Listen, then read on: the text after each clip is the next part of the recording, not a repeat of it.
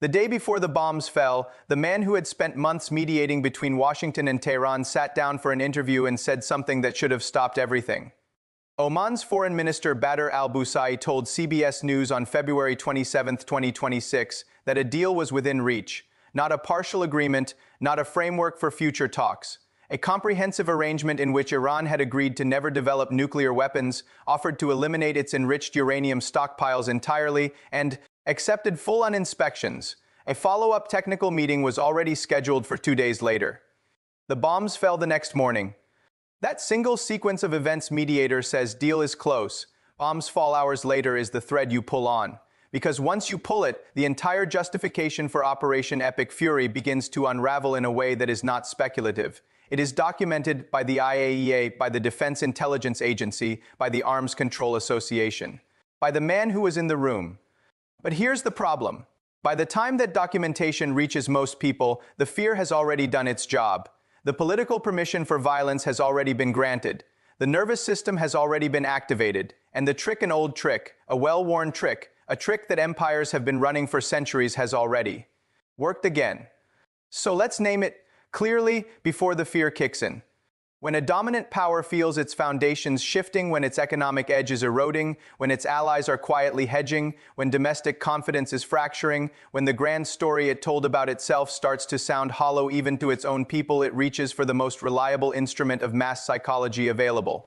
Not argument, not evidence, fear. Specifically, the fear attached to the weapon that ends civilization, the nuclear specter, because nuclear fear operates below the level of rational analysis. It bypasses the part of the brain that asks for evidence and goes straight to the part that says survive at any cost. That fear does not need to be real. It only needs to be believed, and it only needs to be believed long enough for the bombs to fall. After that, the fear has served its purpose and the facts become someone else's problem to sort out later. This is not a new observation.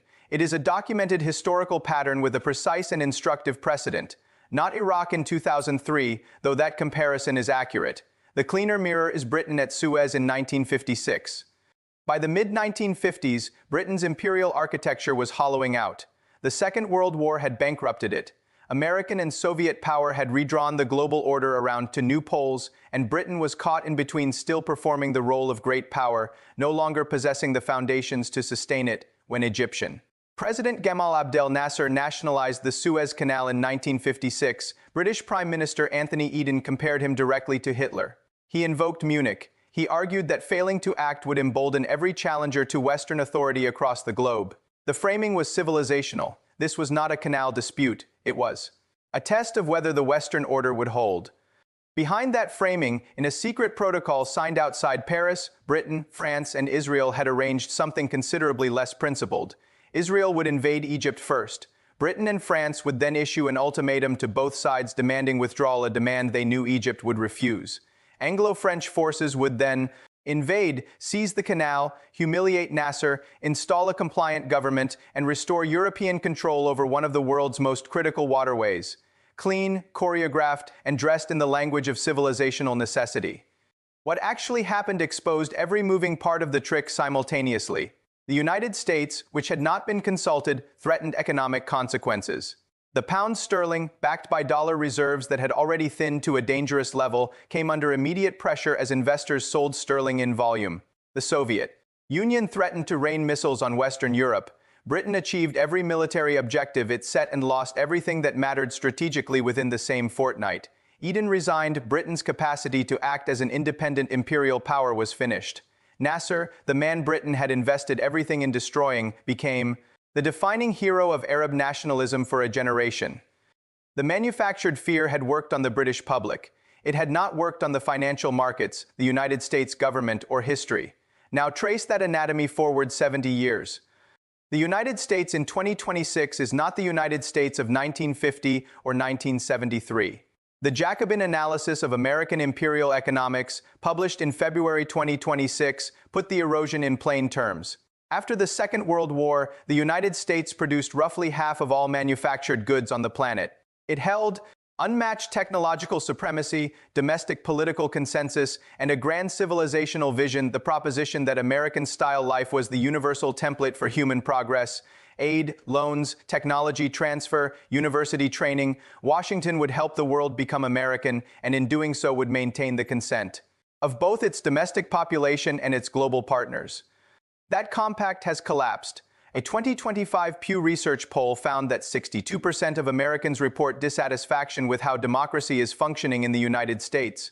Only 17% say they trust their government to do what is right, the lowest level of institutional trust recorded in decades. A 2026 Gallup report found that a third of Americans aged 18 to 34 named economic anxiety as their primary concern. The civilizational confidence that once made American power feel like a gift rather than a threat has been replaced by 2 decades of fracturing domestic consensus. And the financial architecture surrounding this war is not incidental. Total federal debt stands at $39 trillion. The debt-to-GDP ratio is 122%. The federal deficit is running at 6% of GDP. Compare those numbers to 1973, the last time a Middle Eastern crisis triggered a global energy shock. Total federal debt then was $458 billion, and the debt-to-GDP ratio sat between 32 and 35%. The United States is running this war at an estimated $891 million per day in its first week, from the financial position of a country that has been structurally deficit spending for a generation. Suez did not end Britain through military defeat. It ended Britain through financial exposure. The question of whether the United States faces a version of the same constraint, not dollar collapse, but the cumulative weight of fiscal overextension meeting geopolitical overreach, is the question that the nuclear fear narrative is specifically designed to prevent anyone from asking. But there is a dimension of this trick that is not merely cynical. It is genuinely dangerous, and it is the dimension that most directly concerns everyone watching this war from outside the blast radius. The world-centric analysis published this week identified what every serious student of proliferation history has understood since the Cuban Missile Crisis, when a state that has signed the Nuclear Non-Proliferation Treaty, submitted to international inspections, and offered in its final negotiating hours to eliminate its enriched uranium stockpile entirely, still gets bombed. The message that sends to every other government on Earth is not subtle. It is rational, it is precise, and it is catastrophic for the architecture of non-proliferation. Iran is an NPT signatory. It accepted IAEA inspections. The IAEA Director General found no systematic weapons program. The Defense Intelligence Agency's own assessment did not support the nuclear threat narrative. The Omani mediator said a comprehensive deal was within reach. The bombs fell anyway. What does North Korea conclude from that sequence? What does South Korea conclude, currently debating the strategic value of its own nuclear capability? What does Japan conclude as it quietly reconsiders what the Arms Control Association describes as its nuclear allergy? What does every mid-sized state watching this war conclude about the relationship between conventional disarmament and sovereign security? The Arms Control Association, publishing in February 2026, predicted that beyond Iran, additional countries are likely to move closer to weaponization as the lesson of this war is absorbed. The Stimson Center's 2026 Global Risk Assessment placed this in the context of a third nuclear era, one in which the arms control architecture that managed Cold War proliferation risks has not merely weakened but unraveled. The last bilateral nuclear arms control agreement between the United States and Russia, New START, expired in February 2026. The INF Treaty is gone. The Open Skies Treaty is gone. The Anti-Ballistic Missile Treaty is gone. Russia has deratified the Comprehensive Nuclear Test Ban Treaty. The Pentagon is modernizing all 3 legs of the nuclear triad at an estimated cost of $1.7 trillion. China is on track for 1,000 warheads by 2030. The doomsday clock was moved to 89 seconds to midnight on January 27, 2026, the closest it has ever been in its 79-year history. Not because Iran had nuclear weapons, not because Iran was days from nuclear weapons, because the framework for managing nuclear risk globally was already collapsing before the first bomb of Operation Epic Fury fell. And into that environment, the United States launched the most explicitly stated regime change campaign in its modern history against a country that the IAEA could not prove had a systematic nuclear weapons program. There is also a geography to this war that the nuclear fear narrative is designed to obscure. For decades, the Strait of Hormuz functioned as the primary strategic constraint on any American president considering direct military action against Iran.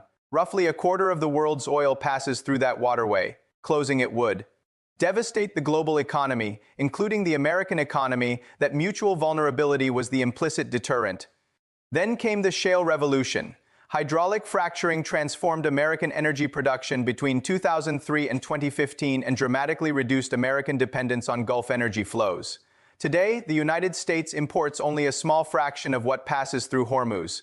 China receives more oil through that strait than any other country on Earth. India, South Korea, and Japan depend on it heavily. Closing the Strait of Hormuz now does not hurt the United States the way it hurts China. That asymmetry is not accidental. And if the outcome of this war is an American-aligned successor government in Tehran, one that controls how Gulf energy is directed and toward whom the economic geography of the 21st century has been redrawn, in ways that benefit Washington and constrain Beijing in ways that no trade negotiation could achieve. The world-centric analysis was direct. What we are witnessing is a high-stakes asset foreclosure dressed in the language of existential threat. The drive to destabilize nations like Iran has nothing to do with liberating their people. The CIA demonstrated that clearly in 1953 when it overthrew Iran's democratically elected Prime Minister Mohammad Mossadegh after he nationalized the Anglo-Iranian Oil Company on the grounds that Iranian oil should benefit Iranians. American oil companies took 40% of Iranian production in the aftermath. The playbook is at least 70 years old. The double standard at the center of the nuclear fear narrative is, in the end, the detail that exposes the trick most completely. Operation Epic Fury was launched citing Iran's nuclear capability as justification. Iran is an NPT signatory. Iran submits to inspections. Iran does not possess nuclear weapons. Israel possesses an estimated 82,400 nuclear warheads. Israel has never signed the NPT. Israel has never submitted to a single international inspection. Israel has never faced sanctions, ultimatums, or carrier groups over its nuclear arsenal. The United States provides billions in annual military aid to Israel while citing nuclear concern as the justification for bombing Iran. The framework is not being applied consistently because it was never a framework. It is a rhetorical instrument deployed when useful, set aside when inconvenient. That is not a principle. That is a tool. The consequences of this iteration of the trick are still accumulating. The Strait of Hormuz is still closed. The THAAD radar systems are still destroyed. The American reservists are still dead. The Iranian nuclear material is still in locations the IAEA cannot reach, being processed in centrifuge halls that the bombing campaign has not been able to fully destroy. And every government watching this war is drawing the same rational conclusion that North Korea drew after watching what happened to Iraq in 2003.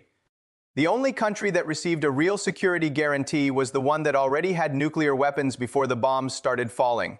The trick manufactures the very threat it claims to be preventing. It always has, and it will keep working until enough people see it clearly enough to name it before the fear does its job. The Omani foreign minister said a deal was within reach.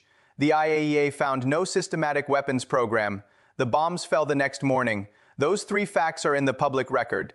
They require no interpretation. They only require attention. Connect them, and then ask yourself what the fear was actually for.